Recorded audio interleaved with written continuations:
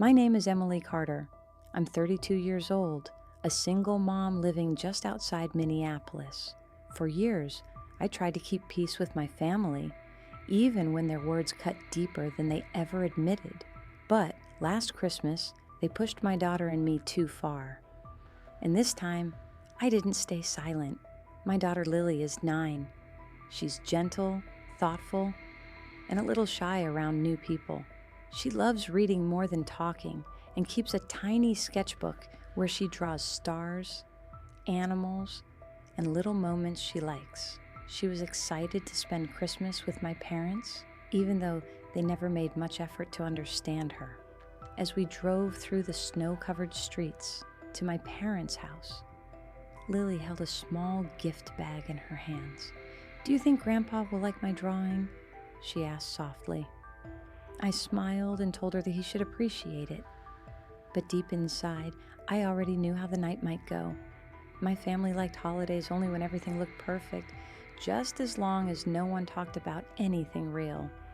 We stepped into the living room glowing with bright Christmas lights. My mother rushed toward us, not to hug Lily, but to adjust a pillow on the couch before greeting me. "Oh, Emily," she said, looking me up and down, "you look overwhelmed. But I suppose that comes with your lifestyle." My sister Megan came out of the kitchen holding a wine glass. "Wow," she said, "you actually made it on time this year." Lily whispered, "Merry Christmas," but neither of them responded. That was the first sting. During the gift exchange, Lily handed my father her present, a framed drawing of him fishing at the lake. He unwrapped it, glanced at it for barely a moment, and said, "Oh, this is cute." He set it aside and reached for the gift Megan bought him. Megan smirked at Lily and said, "Art isn't for everyone. Some people just don't have the natural touch." I watched my daughter shrink into herself. At dinner, everyone gathered around the table. Lily sat quietly, trying not to draw attention. My mother looked at her and said, "Emily, you really should teach her to speak up. Children shouldn't be so invisible." Megan added, "Honestly, she reminds me of those kids who never get invited anywhere." Her husband laughed and said, "Maybe she takes after Emily's side." Everyone chuckled except Lily, who stared at her plate with watery eyes. Something inside me burned. Every year, my family takes a big Christmas photo. When Megan started arranging everyone, Lily stepped forward to join. "Oh, wait," Megan said quickly. She adjusted her dress and turned toward my mother. "Maybe you should sit this one out, sweetie. The lighting is tricky." "And this is a family photo," Lily whispered, "but I am family." Megan didn't respond. She turned her back, motioning everyone else into place. Lily stepped away slowly, her shoulders trembling. She whispered, "Mom, please, can we go home?"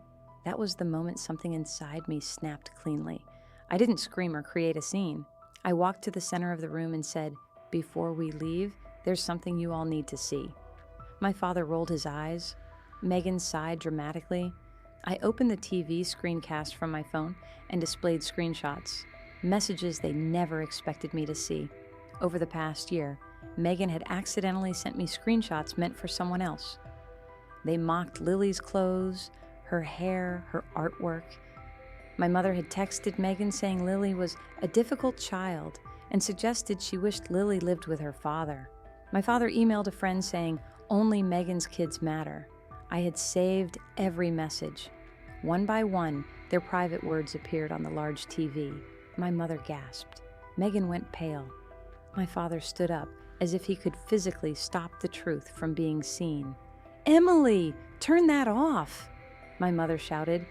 I stared at them and said, "No, you don't get to hide this anymore. You don't get to talk about my daughter this way." My father stepped forward. "You're overreacting. She's a child. She'll forget." I shook my head. "No, she won't. Children remember every time someone makes them feel small." He tried to block the door, but I pushed past him. "We're done. You won't see her again until you learn how to treat her with respect." I took Lily's hand and walked out into the cold. Behind us, angry voices filled the house. But for the first time in years, I felt free. I didn't file a restraining order. I didn't need to. I simply removed Lily and myself from their world. And their world noticed. People in town began asking why I never brought Lily around, why my parents stopped hosting dinners, why Megan's kids no longer had group photos with Lily. Their perfect image cracked. Meanwhile, Lily slept better, smiled more, and even started talking more. One night she whispered, "Mom, it feels quiet now, but in a good way." She was right. A year later, Christmas came again. Our small apartment glowed with soft lights and warm blankets. Lily pulled an ornament from her bag, one she made at school. She hung it at the front of our own tree. "Mommy," she said, "this year, no one can tell me to hide it." I wrapped my arms around her. "Never again," I whispered. They tried to make my daughter feel invisible. They never expected me to finally speak louder than all of them. A mother's voice might be quiet, but when she defends her child, it becomes unbreakable. The end.